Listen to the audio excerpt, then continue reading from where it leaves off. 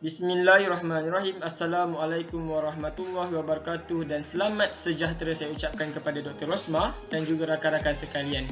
Diharap semua berada dalam keadaan yang sihat walafiat bersama keluarga di rumah. Dan selamat Hari Raya Aidilfitri juga saya ucapkan kepada semua rakan-rakan seagama dengan saya. Semoga Aidilfitri kali ini memberi rahmat dan barakah buat kita.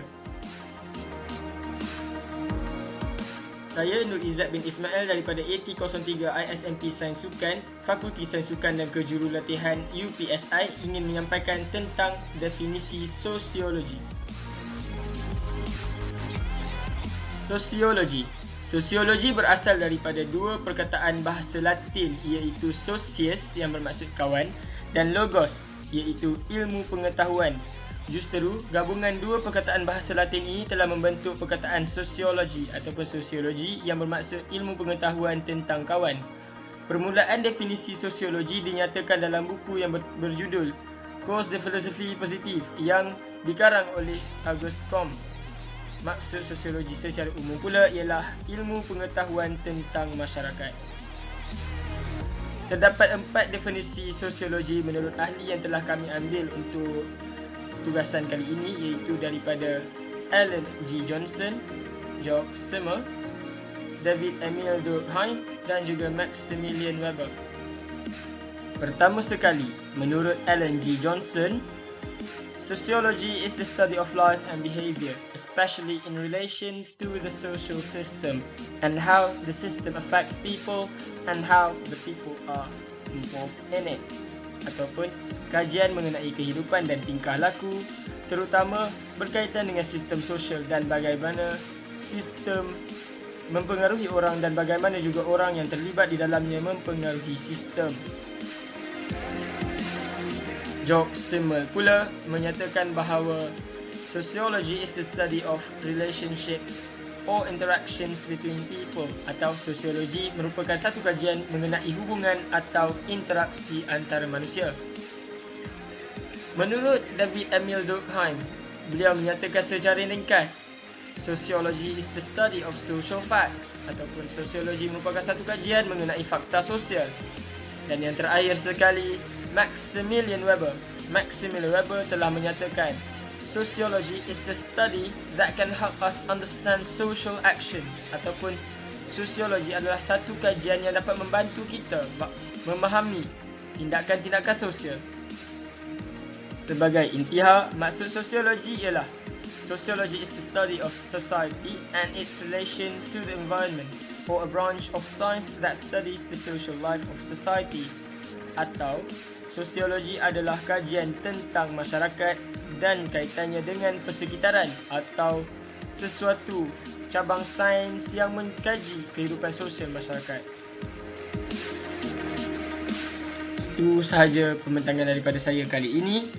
Seterusnya saya serahkan majlis kepada rakan pembentang saya yang kedua. Assalamualaikum warahmatullahi wabarakatuh. Nama saya Suhaina binti Saib. Saya akan membentangkan mengenai definisi sosiologi menurut ahli sosiologi. Yang pertama, Alan Johnson berpendapat bahawa sosiologi adalah satu bidang ilmu yang mempelajari kehidupan dan perilaku utama dalam kaitannya dengan sesuatu sistem sosial dan bagaimana sistem sosial ini mempengaruhi masyarakat dan bagaimana pula masyarakat yang terlibat mempengaruhi sistem tersebut. Yang kedua, Georg Simmel berpendapat bahawa sosiologi adalah satu bidang ilmu pengetahuan yang akan memahami tentang hubungan atau interaksi sesama manusia. Yang ketiga, Emil Durkheim berpendapat bahawa sosiologi adalah sesuatu yang mempelajari tentang fakta-fakta sosial. Dan yang terakhir, Max Weber berpendapat bahawa sosiologi adalah sesuatu cabang ilmu yang berupaya memahami tindakan-tindakan sosial.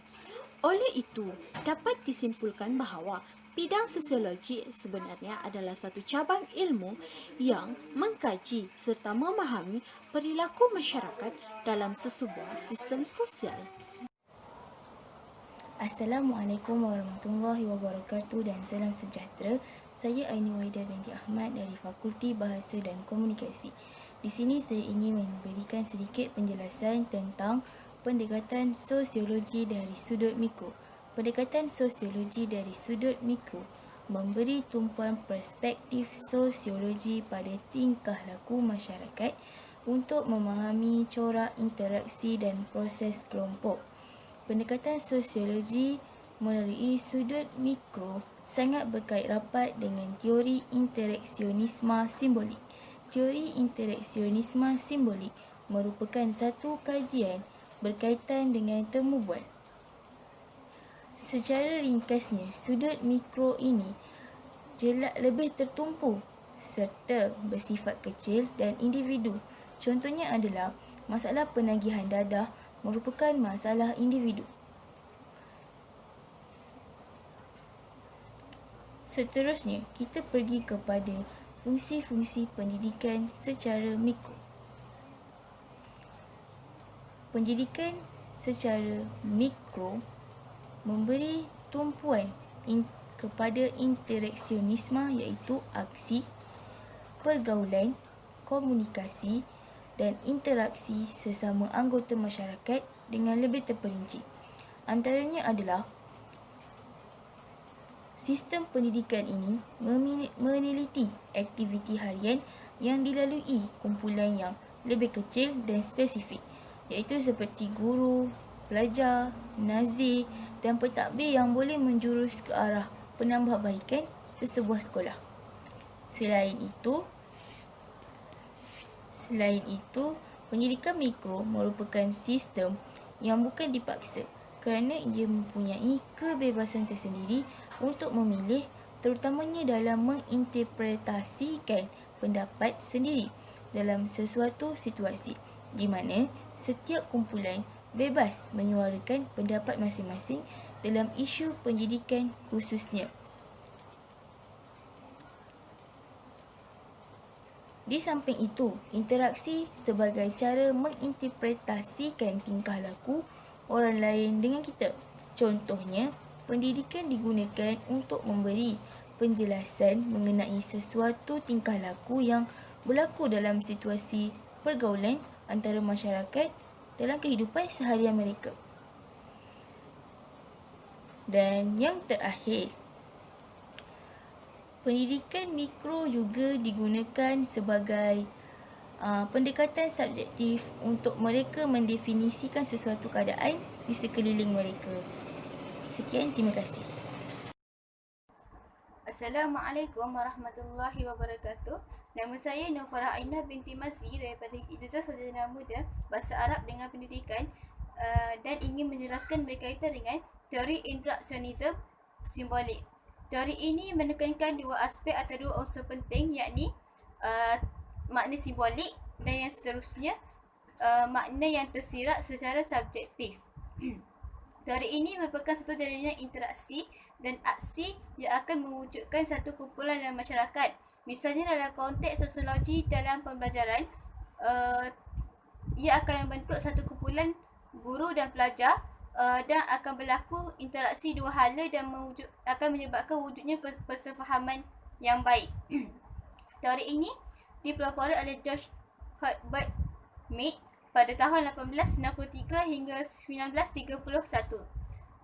Teori ini akan menyebabkan hubungan antara individu bertambah mesra semasa interaksi terjalin. Misalnya di sini, hubungan antara guru dan pelajar akan bertambah mesra melalui proses interaksi dua hala tersebut. Teori ini berkait rapat dengan kajian makna simbolik dan makna yang tersirat secara subjektif. Makna simbolik ini ialah berkaitan dengan perkataan, perlakuan, objek dan bahasa yang digunakan semasa interaksi sedang berlaku. Misalnya di sini, penggunaan bahasa Melayu digunakan semasa pengajaran di dalam bilik darjah, iaitu antara guru dan pelajar. Hal ini akan memudahkan pelajar memahami apa yang diajar oleh guru tersebut dan wujudnya persefahaman yang baik. teori interaksionisme simbolik ini ia mengkaji berkaitan dengan bagaimana seorang individu itu bertindak dan menginterpretasi serta menurut kemahuan individu itu sendiri dalam kelompok masyarakat yang berbagai. Misalnya di sini seorang guru itu mengajar apa yang difahaminya dalam bidang mereka sendiri, dan jika ada soalan yang berkaitan dengan pengajarannya dan soalan itu ditujukan melalui murid, guru itu perlu memberi kefahaman kepada murid dengan sebaiknya supaya murid dapat memahami pengajaran yang diajar olehnya. Oleh itu, ia akan memudahkan interaksi itu berlaku dan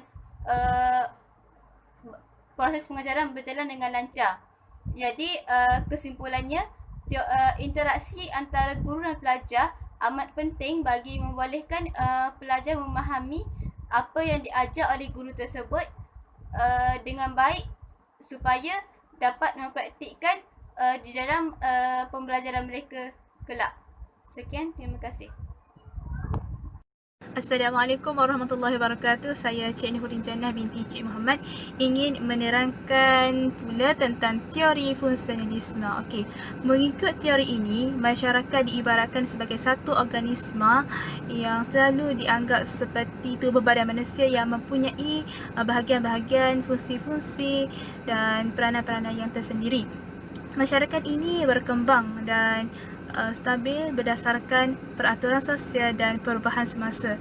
Ia juga mengkaji fungsi perlakuan sosial atau institusi dalam kegiatan atau aktiviti yang mana menyumbang kepada penerusan masyarakat. Okay. Teori fungsionalisme ini juga lebih menekankan kepada kepentingan persefahaman dan kestabilan masyarakat. Okey, untuk pengetahuan semua, antara tokoh yang memperkenalkan teori ini adalah Auguste Comte, Herbert Spencer dan Emile Durkheim. Di samping itu, ahli fungsionalisme telah merumuskan kepada 3 andaian. Okey, pertama adalah stability. Stability ini adalah kriteria yang paling utama untuk menilai sejauh mana tahap yang boleh tahap mana dalam sebuah masyarakat itu dapat dikekalkan. Itu stability. Yang kedua adalah harmoni. Harmoni ini adalah cara atau bagaimana semua bahagian suatu unit bekerjasama dan berganding bahu untuk mencapai matlamat dan tujuan sesuatu lah. Okay, itu adalah harmoni. Yang kedua adalah evolusi. Evolusi ini menggambarkan perubahan-perubahan yang berlaku dalam sebuah masyarakat melalui proses yang diadaptasikan seperti daripada struktur sosial kepada satu pembaharuan. Jadi teori ini banyak berlaku dalam institusi dan sekolah di Malaysia inilah kita lihat. Jadi daripada aspek pendidikan, teori ini dapat dilihat yang pertama menghubungkan pendidikan dengan keseluruhan masyarakat, iaitu menghubungkan sekolah dengan keperluan masyarakat. Menurut teori fungsionalisme, pendidikan ini sangat berfungsi untuk merekrut dan menempatkan manusia dalam kedudukan yang pelbagai berdasarkan bakat, kebolehan dan keupayaan masing-masing. Hal ini kerana masyarakat dicirikan oleh ketidaksamaan dari segi kebolehan dan bakat. Jadi ini dapat dilihat dari pihak kerajaan di sekolah-sekolah seperti sekolah teknik dan vocational di mana pelajar ini ditempatkan mengikut khusus dan bidang yang mereka minati lah. Okay. Yang kedua adalah fungsi sesuatu bahasa tu dapat diajar berdasarkan situasi.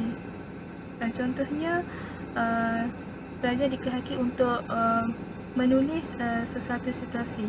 Jadi contohnya sesuatu perkataan beratur. Jadi kemudian pelajar itu akan membuat situasi tersebut, akan menerangkan situasi tersebut, iaitu menggunakan situasi perkataan beratur tadi.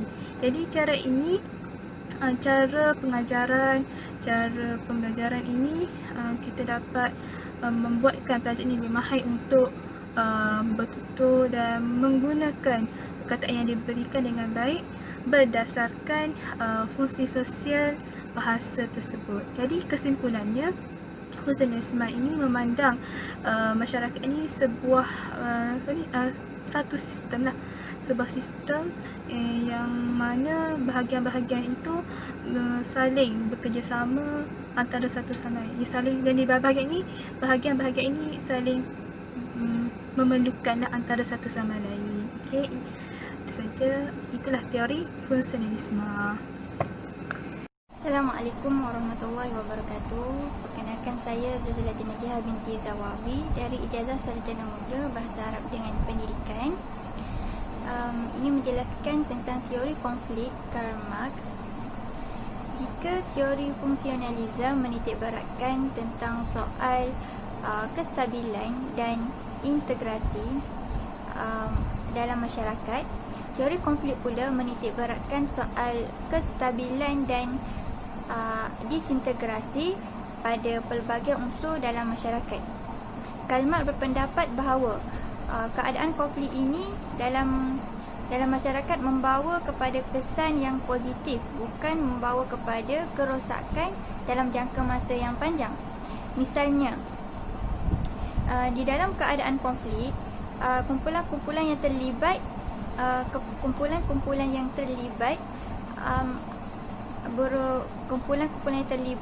berusaha menyatukan dan mengambil tindakan untuk memperjuangkan kepentingan mereka, untuk memperjuangkan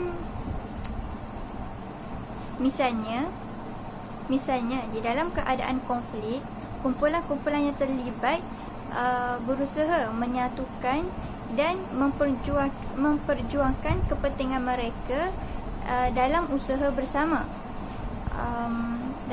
bersama untuk memperjuangkan kepentingan mereka. Tindakan bersama ini akan membawa akibat perubahan sosial ke arah yang lebih sempurna. Terdapat 4 pandangan teori Karl Marx terhadap pendidikan. Pertama, kerja pendidikan mempunyai faktor pengeluaran dan pelaburan, kerana kerja pendidikan mempunyai perkhidmatan yang diperlukan dalam untuk pengeluaran. Kedua, pendidikan merupakan cara utama untuk melatih tenaga kerja pengeluaran semula. Ketiga, pendidikan adalah cara utama untuk menghasilkan semula tenaga kerja pengeluaran yang berbentuk ilmu pengetahuan sains. Dan yang keempat, pendidikan mempunyai nilai ekonomi sosial. Maksudnya perbelanjaan pendidikan menjadi sebahagian nilai daripada jumlah tenaga kerja yang merangkumi perbelanjaan kehidupan pekerjanya, anak-anaknya dan latihan dalam pendidikan. Berdasarkan huraian-huraian ini, teori Karl Marx adalah dibina berlandaskan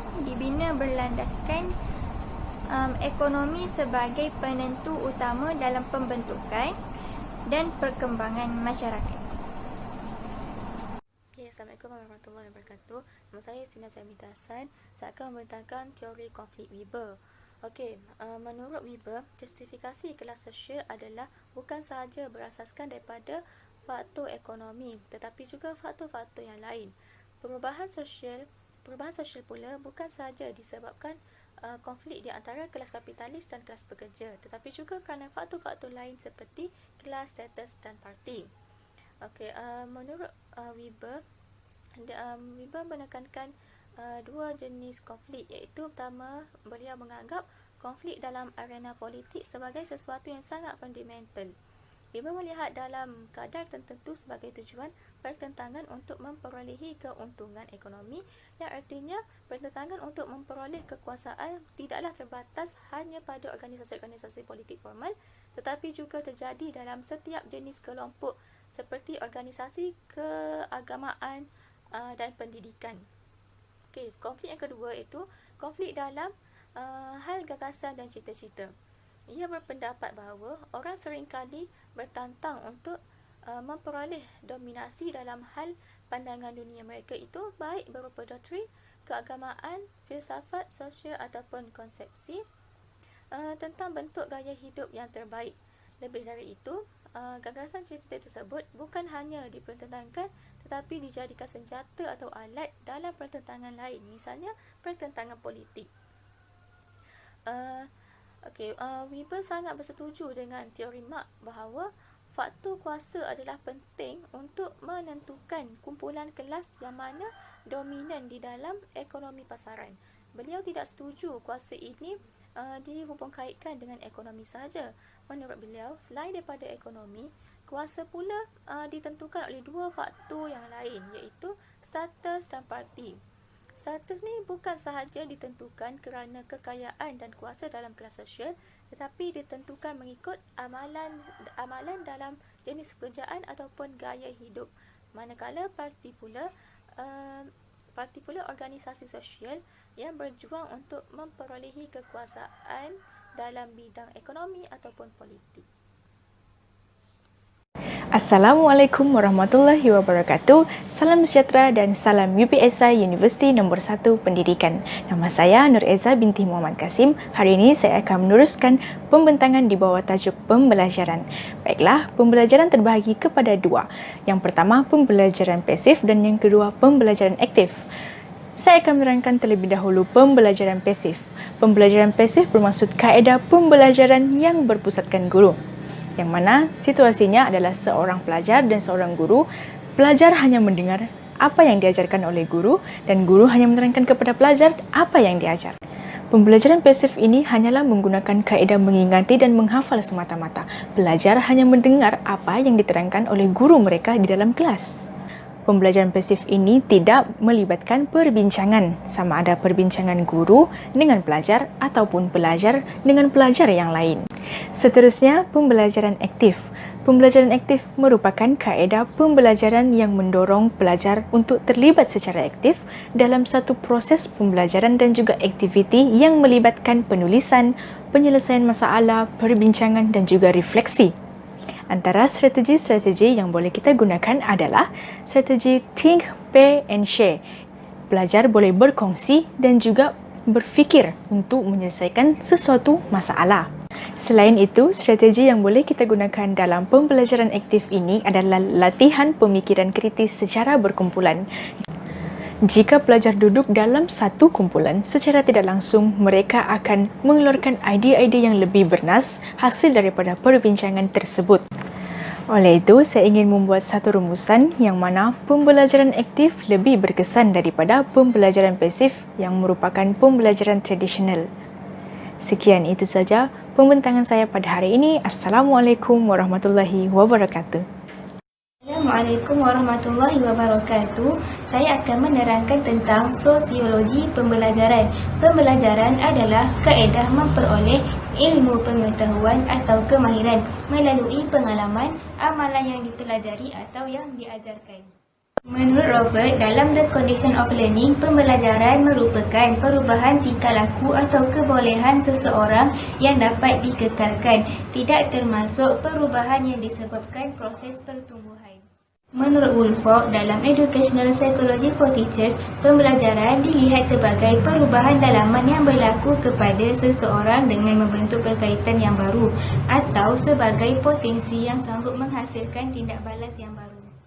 Menurut definisi Elizabeth, pembelajaran merupakan kaedah memperoleh ilmu, pengetahuan atau kemahiran melalui pengalaman, amalan yang dipelajari atau yang diajarkan. Assalamualaikum dan salam sejahtera. Saya Siti Nuriana binti Mufi akan menyambung pembentangan yang dilakukan oleh rakan saya berkaitan dengan pembelajaran. Di dalam pembelajaran terdapat 3 tokoh. Yang pertama adalah Kuf pada tahun 2003. Beliau menyatakan bahawa pembelajaran perlu diubah daripada kaedah secara pasif kepada kaedah yang lebih aktif. Ianya secara langsung akan dapat mengaktifkan pengetahuan sedia ada kepada pengetahuan yang lebih baharu. Contohnya, guru tidak lagi menggunakan kaedah secara satu hala dan menukarnya kepada kaedah secara dua hala yang secara langsung mengaktifkan pelajar di dalam kelas. Yang kedua adalah Dulaf pada tahun 2005.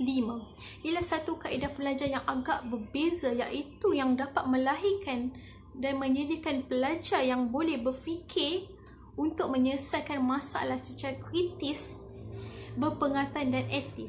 Ia juga lebih menekankan untuk menggunakan masalah, iaitu masalah dalam kehidupan sebenar sebagai titik permulaan dalam proses pembelajaran. Yang tokoh ketiga adalah William pada tahun 2001. Ianya sama seperti pendekatan yang diguna oleh Dunlap pada tahun 2005. Ia menggunakan masalah sebagai satu alternatif untuk melahirkan pelajar yang dapat menyelesaikan masalah secara kritis dan dapat menambahkan pengetahuan pengetahuan pelajar, dapat mengubah sikap dan amalan pelajar itu tersebut. Di dalam pembelajaran terdapat ciri-ciri yang perlu kita ketahui.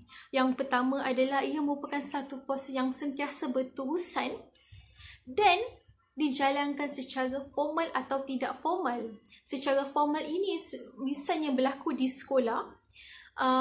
Misalnya guru memperkenalkan 3M, iaitu membaca, menulis dan mengira. Kalau secara tidak langsung adalah contohnya interaksi yang berlaku dalam rakan sebaya, di dalam institusi keluarga itu sendiri, di dalam media masa sendiri. Terdapat 4 mazhab di dalam pembelajaran. Yang pertama adalah behaviors, normative, sosial dan hormonatif. Sekian, terima kasih. Bismillahirrahmanirrahim. Assalamualaikum warahmatullahi wabarakatuh dan selamat sejahtera. Saya Siti Haniza binti Imran akan membentangkan tentang dapatan kajian kumpulan kami, iaitu kumpulan Sosiologi dan Pembelajaran. Kumpulan kami telah menggunakan 2 kaedah, iaitu pemerhatian dan temubual.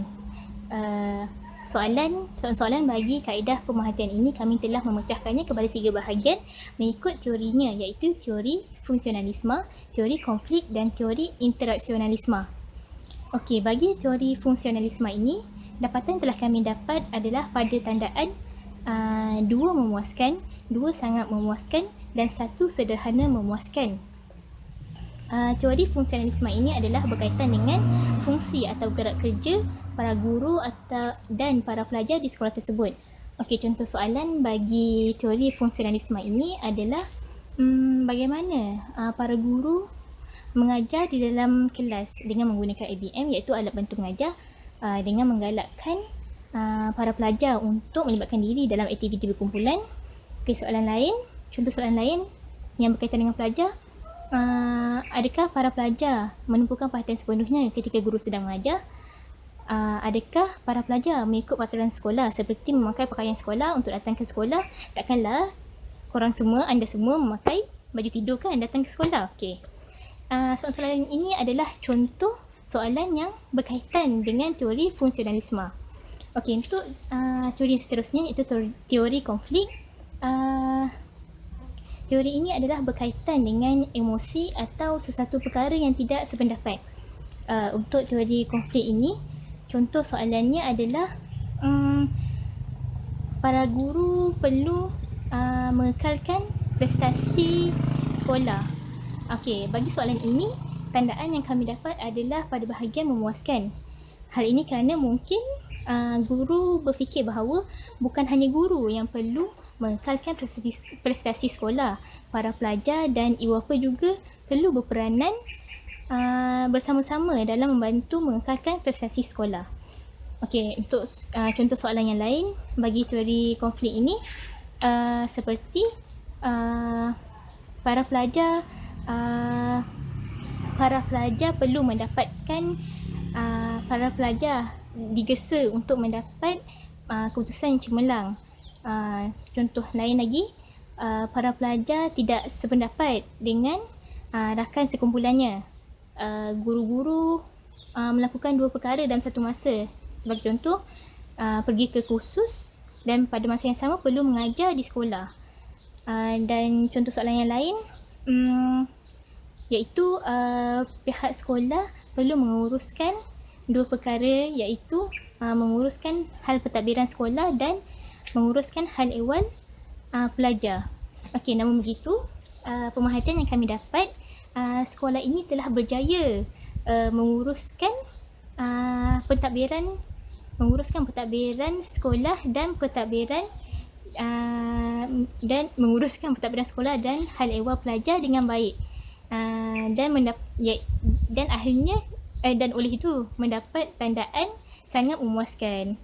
Okey, bagi pemerhatian untuk teori interaksionalisme, teori interaksionalisme ini pada kata mudahnya ia adalah tentang interaksi. Okey, oleh itu contoh soalan yang telah kami buat, contohnya, adakah berlaku interaksi dua hala antara guru dan para pelajar? Adakah ataupun guru hanya bercakap seorang diri di dalam kelas tanpa mendapat respon para pelajar? Okey.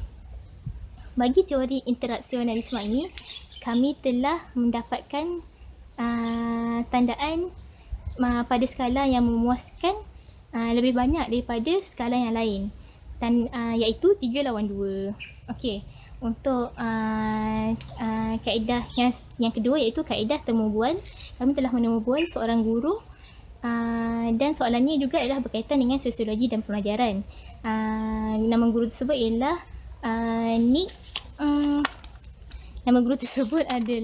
Nik Farah Syuhada. Okey, guru ini kebanyakan jawapan yang diberikan oleh guru ini adalah positif, dan ini menunjukkan bahawa sekolah ini secara tidak langsung telah menggunakan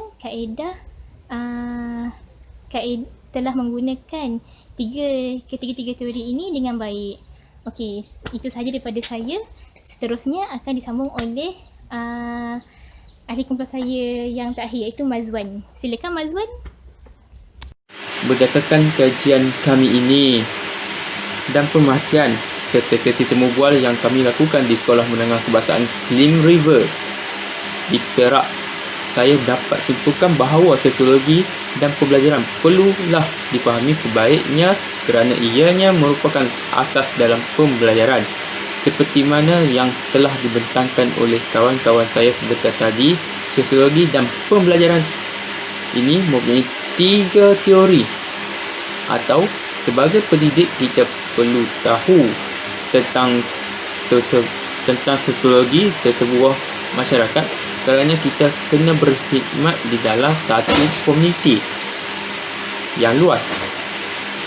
Oleh itu saya berpendapat bahawa sebuah sekolah itu akan terus berjaya sekiranya sentiasa melaksanakan 3 teori tadi. Terima kasih. Bye. Selamat Hari Raya. Maaf zahir dan batin.